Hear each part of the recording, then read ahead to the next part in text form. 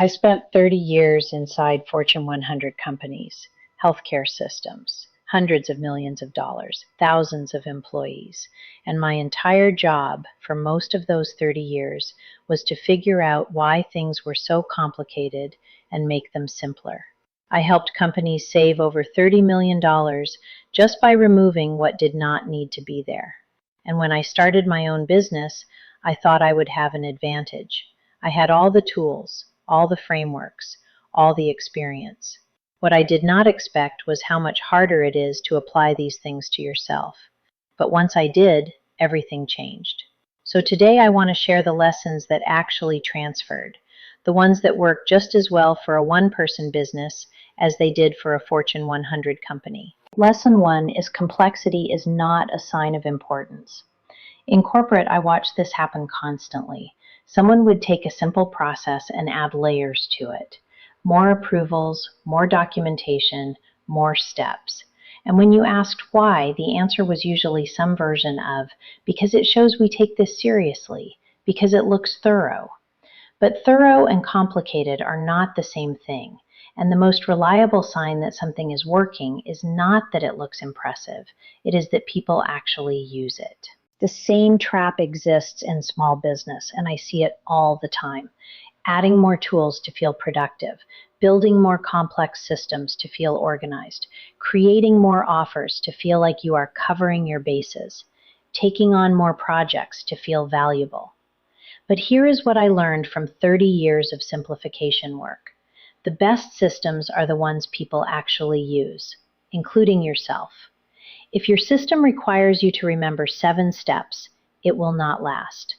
If your process requires everything to be perfect before you begin, you will never begin. Simple is not lazy.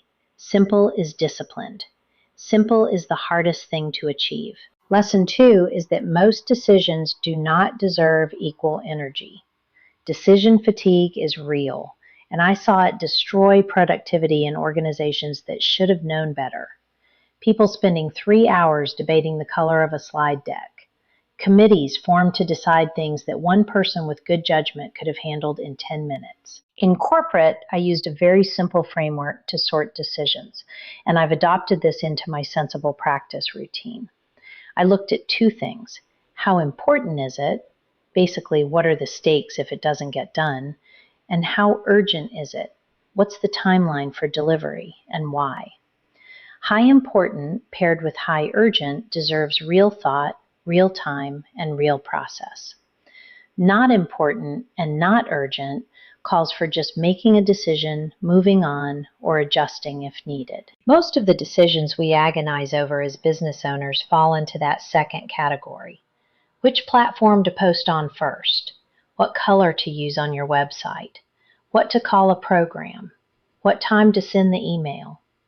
These are not high-stakes, irreversible choices. They feel heavy because we are tired, because we have been making decisions all day, because everything feels important when you are carrying it alone. But most of it is not.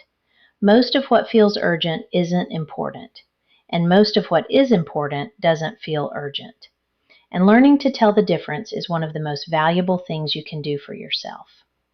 One question I come back to: if I get this wrong, can I fix it? If the answer is yes, decide now and move on. You will recover. Save your best thinking for the things that actually require it. The fastest way to feel overwhelmed is trying to do everything at once. That's why I built this filter to help my small business clients. Question 1. Does this directly support revenue? If you do this task, will it lead to money coming in? Question 2. Does this simplify my business? Will this make things easier, clearer, or more organized? Question 3. Can this wait until next season? Be honest. Does this need to happen this week, or is it something for later? Here's the rule. If it's not a yes to question 1 or 2, it's probably a yes to question 3. That means it waits. Not forever, just not now.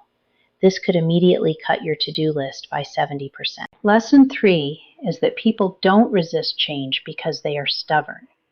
This one comes from my ProSci Change Management certification. and it changed how I understand almost every human interaction in a business context. When people resist change, we tend to assume it is because they are difficult, closed-minded, afraid of the new thing. And sometimes that is part of it. But in most cases, resistance is a clarity problem. People resist when they do not know what the change means for them specifically. Not in general, not in theory. For them, in their day-to-day work, in their life. And this applies directly to your audience. The women who are hesitant to try AI, they are not being stubborn.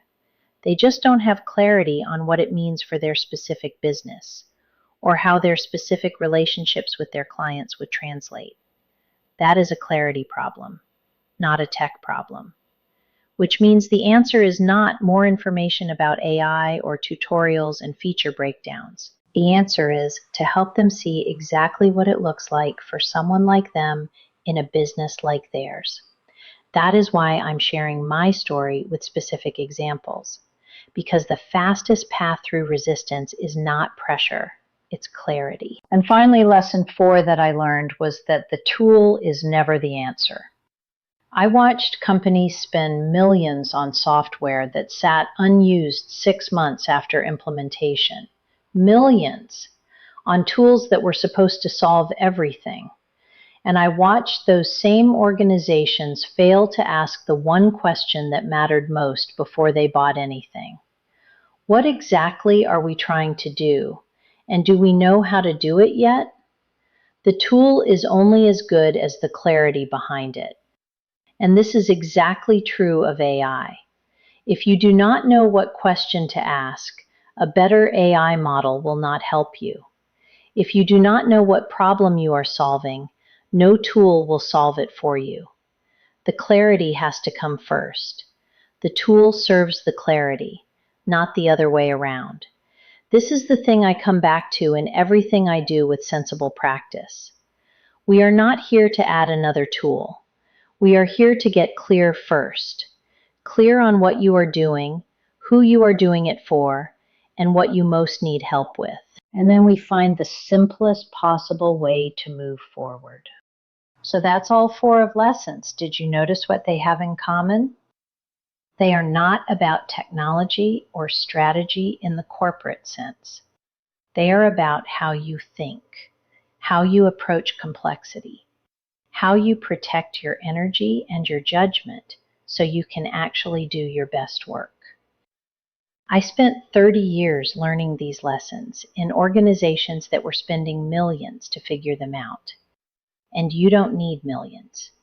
You don't even need a certification or a consultant or a 90-day initiative.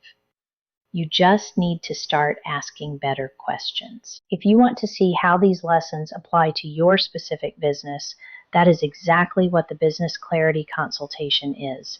We sit down together, look at what is actually happening in your business, and figure out where to start.